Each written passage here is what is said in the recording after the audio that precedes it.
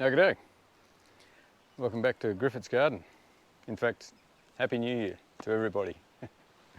I hope you had a fantastic time off. Christmas break, we call it. Whatever you call it. I hope it was fantastic.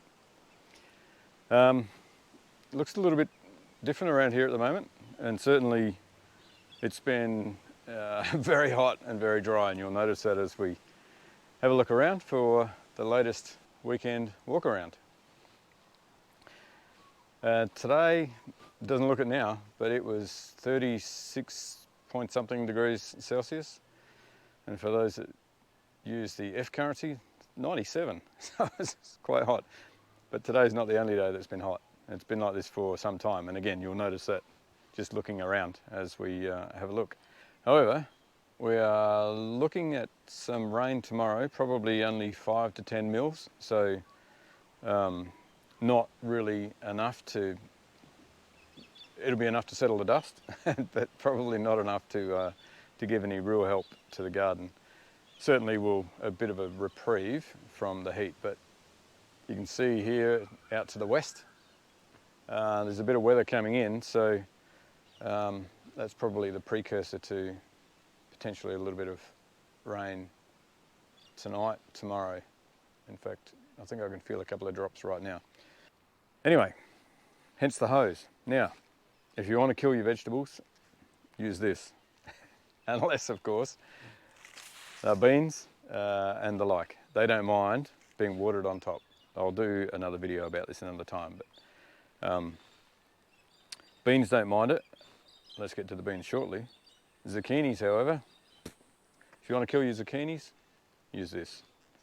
Potatoes, ideally not either.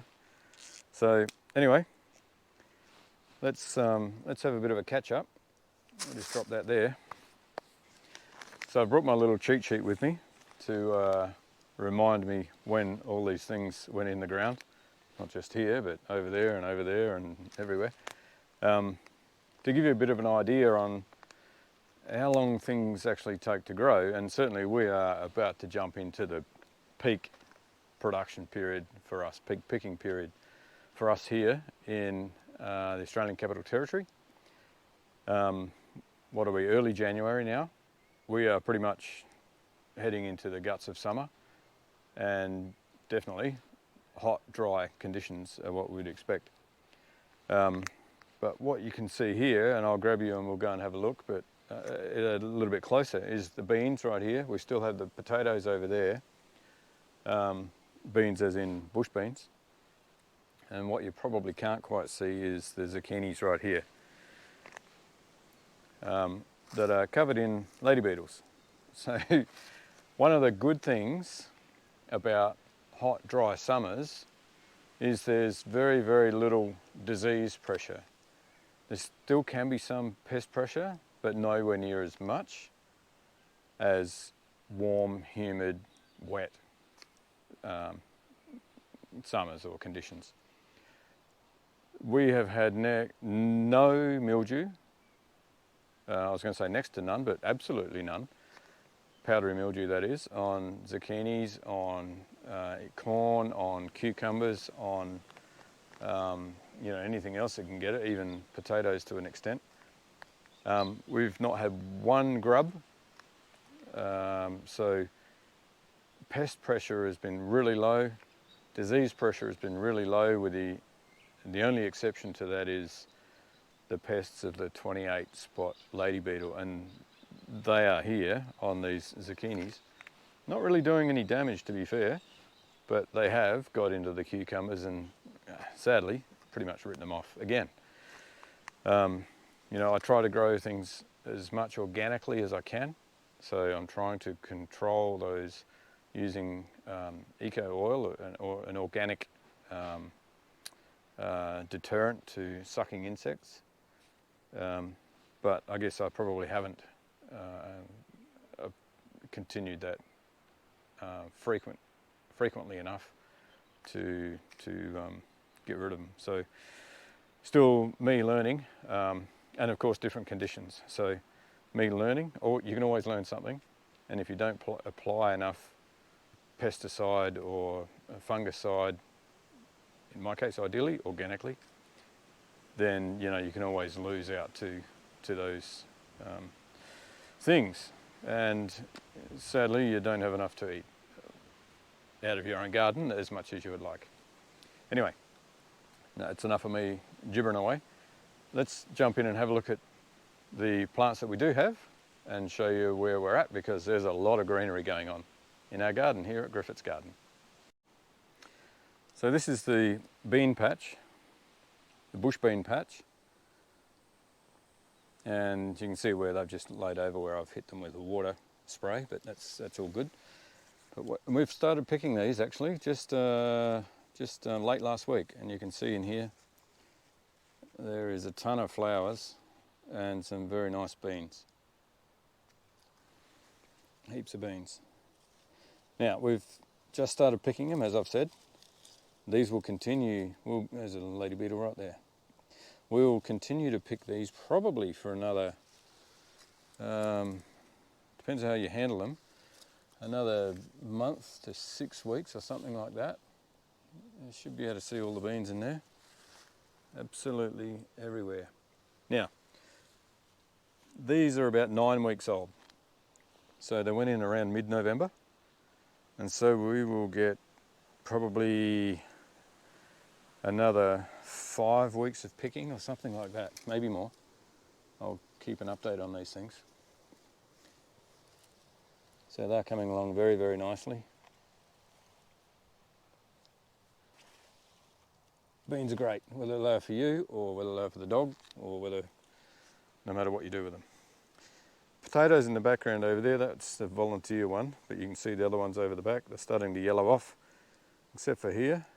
That's where the main plant has fallen down, or just by its own weight, and it's shot up new growth. So there's still a lot of growth to happen over there yet.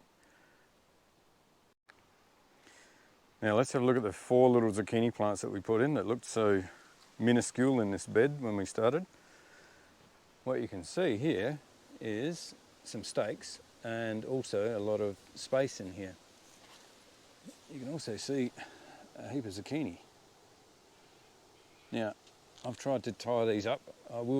This one's fallen down, but I've got these couple of stakes in here, and I'm tying them up so that they try to grow, or I try to grow them vertically, or more vertically than what they typically do just laying along the ground. Helps for a number of reasons, pest and disease obviously, and also keeping them under control a little bit better. But I need to get in here and tie them a little bit better. You can also see a lot of dead leaf material. That's trimming off old branches, or the leaves. Trimming them back for a couple of reasons. 1, airflow. 2, ease of getting in to them. And airflow is all about pests and diseases as well, so you can see what's going on, easier to pick. So that's what's going on with the zucchinis. Now they went in around mid-October, so they're 10 or 11 weeks old. And I've mentioned in previous videos, we're picking these things. I think I picked 4 this morning. And you can see here, there's a couple there that'll probably, 1, 2, that'll probably be a day or so away. This one here is another one that hasn't pollinated, but as I've said also previously, I'm not bothered by that because you can only have so many zucchinis. So they're going gangbusters. Again, they're only about 10 or 11 weeks old. As long as you can keep your plants healthy and up and going, when I say up, off the ground and out of lawnmower territory, then like that one's getting dangerously close, then you can just keep picking these things. I don't know, these stems, you can probably have them several feet long if you can keep them healthy enough. So 4 plants is definitely enough. Now you'll notice 1, 2, 3 heads of plants, 4 and 5. Now that's not 4 but 5, but this guy split into 2 when I was young. So You don't necessarily need 4 plants to get more than 4 main growing points. But that's the zucchinis. So we'll pick them for weeks yet. So quick look at the potatoes, not much to see here to be honest. It's just a massive greenery. But what we will see in here is, not very far under the ground, some quite nice potatoes. So actually that one probably needs picking because it's so close and it's starting to shoot. So let's just take that guy out. There we go, and it's starting to go green as well. What's the deal with green potatoes, you wonder? Some of you would no doubt know, and some of you may not know. Number one thing, green potatoes are poisonous. Now, I'm not entirely sure how poisonous they are, but certainly if they're green, probably shouldn't eat them. I definitely recommend not eating them. In fact, don't take anything that I say as being okay to eat green potatoes. But why do they turn green?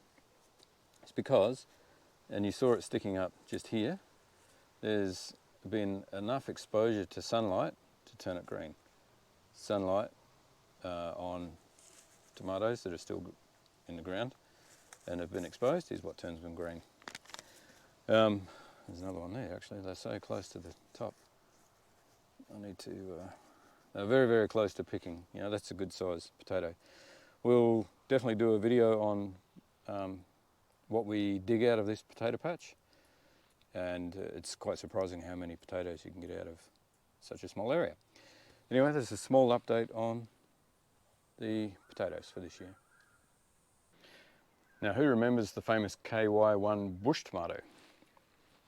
There's a video that you should be able to find on the links or the playlists that show you when it went in the ground. I had a lot of trouble with the battery that day, so it's pretty jittery, but either way, it is in the ground. And here it is right here behind me. Now, this is done all right. Remember, it was had some issues with its growth, and I thought it had something to do with the mushroom compost, and I still do actually. But have a look at it now. It does have a couple of turned up leaves. That's because of the heat and the how dry it is, etc. It's had a water this afternoon, but look at the fruit on it. Absolutely loaded with fruit. So there is a ton of tomatoes in here, and right at the bottom, these are turning colour, or starting to turn and changing colour, I should say. So they will be ready to eat probably in 3 or 4 days. Now this, I think, went in around the first week of November, so it's about 2 months old now. So the amount of fruit that you can get in, you know, nearly ready, but 12 weeks or thereabouts is amazing. What do you need to get nice juicy tomatoes? Good soil, regular, frequent watering, and a ton of sunshine.